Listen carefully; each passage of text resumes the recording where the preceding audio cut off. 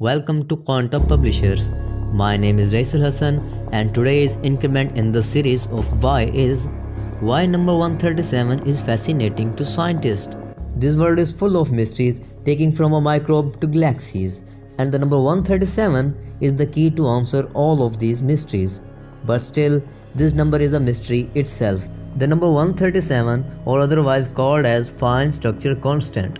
The number 137 may be most magical number taking from physics, mathematics, chemistry and mysticism.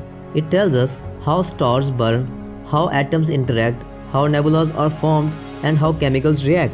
But first of all, we have to look for where does this number 137 came from and how it helps us to understand this universe. Basically, fine structure constant combines three of natural fundamental constants: speed of light, electric charge carried by an electron, Planck's constant. Richard Feynman outlined in his favorite book called Cargo Cult Science a relation which gives us value of fine structure constant, which is given as alpha is equals to e square over 4 pi epsilon naught h cut c, which is equals to 1 over 137. Here E is the square of charge carried by electrons, h cut is the Planck's constant divided by 2 pi, and c is the speed of light. If they are solved, then we will get a number which is equals to 1 over 137. Here their values are given. If we put down these values into the formula, then we will end up with an answer which is equals to 1 over 137, which will be nearly equal to 0.007297351. You can solve it by yourself by just plugging values into it. It is denoted by a Greek letter alpha. Another startling fact for alpha is that it is a pure number because it is dimensionless, means no matter what system of units we choose, it doesn't change its values.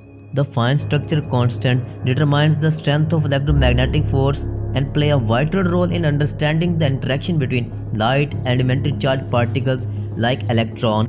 It might be helpful in providing unified field theory, which is an attempt to describe all fundamental forces and the relationship between elementary particles in terms of a single theoretical framework, which will allow us to understand all phenomena occurring in our universe. Famous scientist Wolfgang Pauli, who was studying about this constant, said, "When I die, my first question to the devil will be, what is the meaning of the fine structure constant?" But with the coincidence, he died on 15 December 1959 in room number 137. As a concluding sentence, we might say if we will be able to understand this magic number, we might understand the whole universe.